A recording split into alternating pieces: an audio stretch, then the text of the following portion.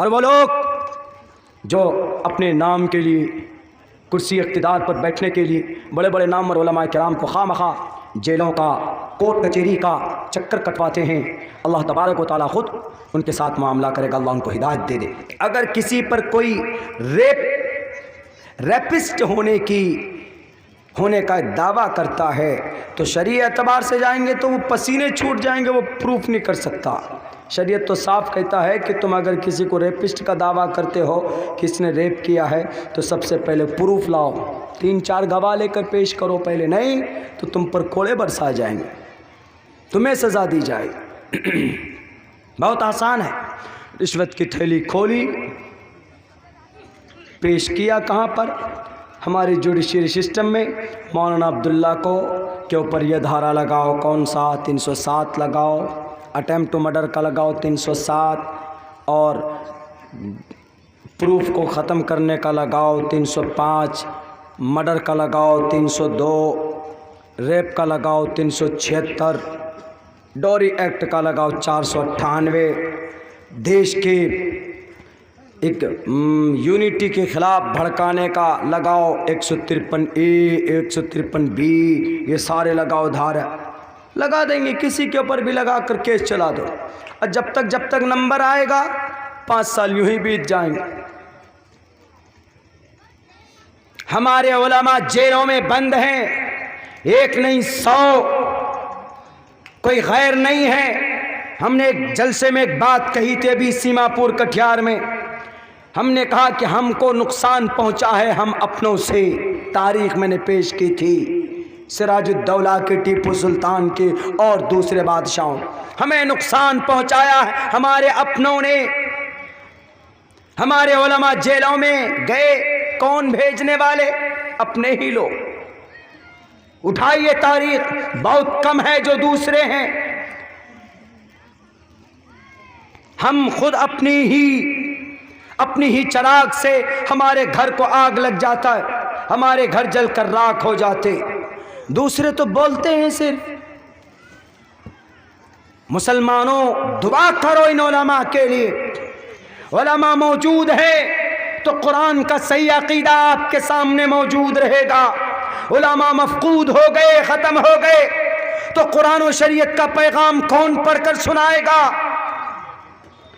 گیا ہوں میں راجستھان کے ایک ایریا میں، تقریباً وہاں پر مسلمان کا گھر ہے، ایمان والے کا، بڑی بڑی لمبی مونچھے، اور گنیش جی کی مورتی کے سامنے قرآن رکھا ہوا ہے۔ What is a matter? Please tell me, بتاؤ ذرا یہ کیا ماجرا ہے؟ سامنے گنیش جی کی مورتی ہے، اس کے پاس قریب میں قرآن شریف ہے۔ مولانا یہی گنیش جی ہیں نا جن پر قرآن اترا تھا؟ یہ دیکھیے کوئی بتانے والا نہیں ہے ان کو کہ گنیش جی کے اوپر قرآن اترا۔ ہم نے کہا کہ اللہ حفاظت فرمائے۔ بھائی دیکھو، سب سے پہلی بات تو please you must put in other place the Quran کریم، and you have to know about that۔ Ganesh ji کے اوپر قرآن نہیں اترا، قرآن نازل ہوا کن پر؟ محمد الرسول اللہ صلی اللہ علیہ وسلم پر۔ 23 سال میں قرآن نازل ہوا ہے محمد الرسول اللہ پر۔ بولا محمد الرسول اللہ کو گنیش بولتے؟ ہم نے کہا کس نے کہا؟ کوئی حافظ صاحب نہیں آپ کے یہاں؟ کوئی مولانا نہیں؟ بولا مولانا اس گاؤں کے اندر، اس گاؤں میں، بولا 40 سال میری عمر ہے، آج تک اس گاؤں کے اندر جنازے کی نماز پڑھانے والا کوئی نہیں ملا ہمیں بتایا کسی نے تو ہم گئے 90 کلومیٹر دور سے آپ کو بلا کر لائے، آپ کے مدرسے سے بچوں کو بلا کر لائے کہ ہمارے ابا کا انتقال ہوا ہے، ان کی تدفین تو ایسے ہی ہو گئی، ان کا فنرل ایسے کر دیا ہم نے، لیکن اب چاہتے ہیں کہ کسی نے بتایا تھا کہ قرآن قرآن پڑھیے، ان کے لیے دعائیں کیجیے، ان کے لیے کہ اللہ ان کی مغفرت فرمائے، اس لیے ہم نے آپ کو بلایا۔ بتائیے میرے بھائیو، آپ کے لال بتانی میں 10 سال تک کوئی حافظ قرآن نہ ہو، کوئی عالم دین نہ آئے، چاروں طرف سے آپ بند ہو جائیں، اگر خدا ایسا نہ کرے لیکن اگر بند ہو جائے تو آنے والی 50 سال کے بعد جو نسل ہوگی آپ کے پوتے پڑ پوتے ہوں گے، بتائیے وہ اپنے عقیدے کے اعتبار سے کتنے گونگے بہرے ہوں گے، وہ کچھ نہیں جانیں گے۔ اس لیے اللہ کے واسطے، خدا کے واسطے ہم لوگ جو بڑی بڑی غلطیاں کر بیٹھتے ہیں علماء کے تعلق سے، بالکل نہیں ہونی چاہیے۔ اور وہ لوگ جو اپنے نام کے لیے، کرسی اقتدار پر بیٹھنے کے لیے بڑے بڑے نامور علماء کرام کو خواہ مخواہ جیلوں کا، کورٹ کچہری کا چکر کٹواتے ہیں، اللہ تبارک و تعالیٰ خود ان کے ساتھ معاملہ کرے گا، اللہ ان کو ہدایت دے دے۔ ایسے لوگوں کو بڑا مقام ہے ایجوکیشن اور تعلیم کا، علماء کرام کا۔ بہونام جنم نامنتے گیانوان مام پرپدگیتے واسودیو سرومتی سمہاتما سدرلبھا۔ کتنی اچھی بات کہی گئی سنسکرت کے اندر، یہی بات کہی گئی قرآن کریم میں، قل هل يستوي الذين يعلمون والذين لا يعلمون۔ ہم علماء کو بہت آسان سمجھ لیتے، ہم جناب ہمارے سمجھنے کی وجہ سے میڈیا والے بھی غلط فہمی کا شکار ہو جاتے کہ یہ مسلمان کے بیچ میں علماء ہیں، بڑے سیدھے سادے ہوتے ہیں۔ یہ سیدھے سادے نہیں ہوتے، بلکہ اللہ تبارک و تعالیٰ کے طرف سے انہیں اللہ کے نبی علیہ الصلوۃ والسلام نے ایک سرٹیفکیٹ دی ہے دنیا والوں کہ یہ نبی کے وارث ہیں، اور انہوں نے وہ فریضہ انجام دیا ہے اس زمین پر۔ دیا کہ نہیں دیا بتاؤ؟ جب اس زمین کے اوپر تیسری صدی کے اندر جب عباسی سلطنت کے لوگوں نے اسلام کو دھندلا کرنے کی کوشش کی تو ان باطل طاقت کا مقابلہ کس نے کیا تھا؟ خالد الدریوش نے کیا تھا، سلامت السہیم السلامت الانصاری نے کیا تھا۔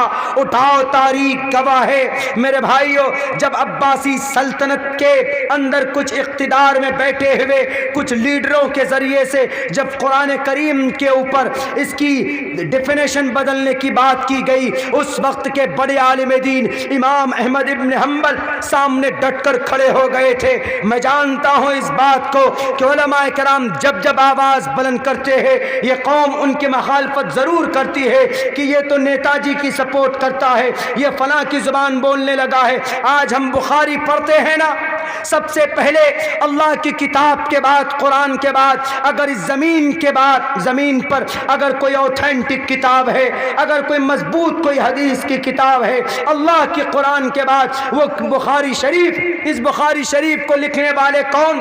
کوئی فرشتہ نہیں ہے، بلکہ اسی زمین پر پیدا ہونے والے ایک بہت بڑے عالم دین، بخارا کے اندر پیدا ہونے والے، جنہیں ہم لوگ امام بخاری کے نام سے جانتے۔ امام بخاری کو ان کے گاؤں سے نکال دیا تھا، پھر کیا ہوا بخارا کا جانتے ہیں؟ کمیونسٹ کے ذریعے سے اس بخارے کی اینٹ سے اینٹ بجا دی گئی تھی۔ آج صحیح طور پر بخارے کے اندر بخارا، سمرقند، تاشقند کے اندر اسلام کا نام لینے والا نہیں ہے۔ علماء کرام کو بدنام کرو گے تو تم نہیں، تمہاری نسل کو برباد کر دیا جائے گا۔ علماء کرام کی بے عزتی کرو گے، جیل میں ڈالو گے، تم نہیں، تمہارے آنے والی خاندان کو اللہ تبارک و تعالی آسمان و زمین سے لے آسمان پر اوپر لے جا کر پٹک دیکھا، جیسے کہ قوم لوط کے ساتھ کیا گیا تھا۔ وجعلنا علیہا سافلہا۔ اٹھاؤ تاریخ گواہ ہے، امام ابو حنیفہ بہت بڑے امام گزرے ہیں، اللہ تبارک و تعالیٰ نے ان سے کام لیا تھا، امام مالک سے کام لیا تھا، علامہ ابن تیمیہ سے کام لیا تھا، اور علامہ نووی سے کام لیا تھا۔ یہ وہ لوگ تھے ہمارے بھارت کے اندر جناب، ایسے ظالم آئے ہیں۔ ایک بادشاہ آیا، انہوں نے شریعت کو مٹانے کی کوشش کی، انہوں نے قرآن کی جگہ پر ایک نئی شریعت لانے کی کوشش کی۔ پتہ ہے کیا کہا لوگوں سے یوں کہا کہ یہ قرآن 1200 سال پرانا ہو چکا ہے، بلکہ 1000 سال پرانی یہ شریعت ہے، ہم ایک نئی دین لانا چاہتے، ایک نئی شریعت لانا چاہتے ہیں۔ تو انہوں نے دین الہی کے نام پر ایک نئی شریعت لانچ کی، نئی شریعت، اور اس شریعت میں ہندو، مسلم، کرسچن، جین، جو کرسچن ہمارے اس دیش میں ہیں، یہ کرسچن کون لایا؟ وہی بادشاہ لایا، مسلم بادشاہ۔ نام سن کر بڑے تعجب ہوگا آپ کو، اکبر بادشاہ۔ اکبر بادشاہ کچھ زیادہ ہی سیکولر تھے، جیسے بھی بعض پارٹی والے بولتے ہیں نا، اے مسلمانوں ہم سیکولر ہیں، ہم تمہارا حق حقوق دینا چاہتے ہیں۔ سارے جھوٹے ہوتے ہیں، مکار ہوتے ہیں، ایک نمبر کے جھوٹے۔ آج کی تاریخ میں اگر آپ جھوٹ نہیں بولیں گے تو آپ کامیاب سیاستدان نہیں ہیں۔ آج کی تاریخ میں سیاست کا مطلب جھوٹ، بس آج کی تاریخ، ورنہ اس کا یہ مطلب نہیں، بہت اچھا مطلب ہے۔ تو بڑے سیکولر تھے۔ اکبر نے کہا کہ ہم چاہتے ہیں کہ ایسی شریعت بنے جس میں ہندو، مسلم، کرسچن، جین، کرسچنٹیز کو یہی اکبر باہر دیش سے لائے، یورپ سے لے کر آئے۔ یہی کون؟ اکبر۔ ان کی بیوی ایک کرسچن تھی، انہیں کے زمانے سے کرسچنٹیز ہمارے اس ملک کے اندر پروان چڑھا ہے۔ زیادہ وقت نہیں لوں گا، میری آواز بھی چونکہ بیٹھی ہوئی ہے۔ تو انہوں نے بس اس پیٹرن کو پوری کر کے میں اپنی بات ختم کرتا ہوں، چونکہ مجھے بھی لمبا جانا ہے، لمبے سے پھر لمبا جانا ہے۔ اگلا کل کا پروگرام، کل نہیں بلکہ 30 کا پروگرام، آج تو 29 تاریخ ہے، آپ نے تو 28 تاریخ کی دعوت دی تھی، ہم 29 میں تقریر کر رہے ہیں، بتائیے 28 تاریخ 12 سے پہلے ختم، تو لمبا سفر ہمیں بھی کرنا۔ لیکن یہ چیز آپ کو پتہ ہونی چاہیے کہ وہ بادشاہ مسلم تھا، نوجوان زیادہ جانتے ہیں، اکبر بادشاہ، فلم بھی بنی ان سے ریلیٹڈ۔ تو انہوں نے کہا، ان کی جو درباری تھے انہوں نے کہا کہ سر کیا قرآن، کیا قرآن، نئی شریعت لانچ کیجئے نا، آپ بادشاہ ہیں، یو آر اے کنگ، ٹھیک۔ کہا کیسی شریعت ہو؟ کہا دین الہی، جو اذان دے اللہ اکبر وہ بھی ٹھیک، اور جو پہ جے ہنومان گیان گن ساگر، جے کپیستے ہو لوک اجاگر وہ بھی ٹھیک، اور جو ٹن ٹن ٹن گھنٹی بجائے وہ بھی ٹھیک، اور جو پڑھے مول منتر کم ایک اومکار ستنام واہے گرو وہ بھی ٹھیک، یعنی سب ٹھیک، سب بالکل ٹھیک۔ انہوں نے اپنے راج دھرم کو نبھایا، دھارمک دھرم کو نہیں، راج دھرم کو نبھایا۔ انہوں نے کہا کہ قرآن نہیں، دین الہی آج سے نافذ ہوگا۔ لیکن میرے بھائیوں، اتنے بڑے بادشاہ کے سامنے کسی کی ہمت ہے کہ کوئی کچھ بولے؟ کوئی کچھ نہیں بولا۔ جیسے آج کی تاریخ میں اگر کوئی کچھ بولے تو اس کی یا تو زبان بند، یا اس کا کھانا پینا بند، یا وہ اگلے دن کہاں نظر آتا ہے؟ جیل میں نظر آتا ہے۔ کیوں؟ کیونکہ آج کی تاریخ میں بھی ایسے ایسے ظالم بادشاہ دنیا میں کرسی اقتدار پر بیٹھے ہوئے۔ آج کی تاریخ میں بھی اگر کوئی بولو، چاہے وہ کوئی بہتر سے بہتر اچھے پدادھیکاری، اچھے پوسٹ میں ہو، IAS ہو کہ IPS ہو، تم نہیں بول سکتے، PM کے خلاف، CM کے خلاف نہیں بول سکتے، جیل میں ڈال دیا جاتا۔ بالکل اس زمانے میں ایسا ہی ہوتا تھا۔ لیکن اس وقت اپنی جان کی، اپنی عزت کی پرواہ کیے بغیر انہوں نے صاف کہا، اگر کوئی اذان دے گا، اذان کے بعد نماز پڑھے گا تو اللہ کی نظر میں وہ قابل قبول۔ بادشاہ نے کہا کہ نہیں، اگر اللہ کے لیے اذان دے گا، نماز پڑھے گا، قابل قبول، لیکن اللہ کے لیے کوئی ہندو اگر ہنومان چالیسا پڑھے گا، جے ہنومان گیان گن ساگر، جے کپیستے ہلو کو اجاگر، رام دود اتلت بلداما، انجنی پتر پون ستناما، کنچن ورن وراج سبیشا، کانن کنڈل کنچت کیشا، ہنومان چالیسا۔ اذان کے بالمقابل میں کچھ لوگ ابھی کچھ دنوں پہلے خوب اچھلے تھے DJ لگا کر کے کہ ہم ہنومان چالیسا پڑھیں گے اذان کے بعد، اذان کے موقع پر۔ خیر وہ ایک الگ بات ہے۔ تو انہوں نے کہا کہ نہیں، اذان کا مطلب اللہ اکبر، اللہ اکبر، اللہ سب سے بڑا، اور جے ہنومان گیان گن ساگر کا مطلب ہنومان جو ایک انسان، جو ایک دودھ تھے، اس میں اس کا جے کہا گیا، اس میں کہا گیا اس کا جے، ایک طرف اللہ کا جے ہے اور ایک طرف ایک انسان کا، ایک دودھ کا جے ہے۔ کیسے آسمان کیسے برابر ہو سکتا ہے؟ اسی لیے ایک عالم دین نے اس بادشاہ سے کہا، اکبر بادشاہ سے کہا کہ نہیں، یہ جائز نہیں، یہ حرام ہے، حرام ہے، حرام ہے۔ آپ کو کوئی ادھیکار نہیں ہے کہ آپ شریعت کے اندر چھیڑ چھاڑ کریں۔ آپ PM صاحب ہیں، آپ ملک کا نظام کیسے چلے گا، آپ کے ملک کا سسٹم کیسے چلے گا، آپ اس پر بات کیجئے، آپ اس پر قانون بنائیے. we will accept and that ہم اس کو ایکسیپٹ کر سکتے ہیں، ایکسیپٹ کریں گے. لیکن آپ شریعت کی بات کرو گے، آپ دھارمک بات کرو گے، آپ کو کوئی رائٹ نہیں ہوتا.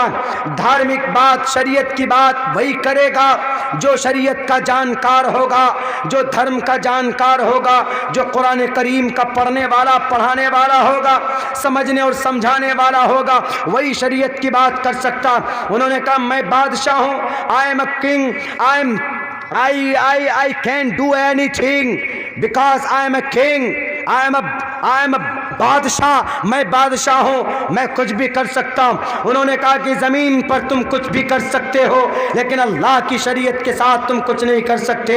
اللہ کی شریعت میں مداخلت اللہ تبارک و تعالی ہی کر سکتا ہے، اور اللہ نے بھی کہہ دیا کہ اب یہ فیصلے نہیں بدلے جاتے، اللہ کا قانون نہیں بدلا جاتا ہے.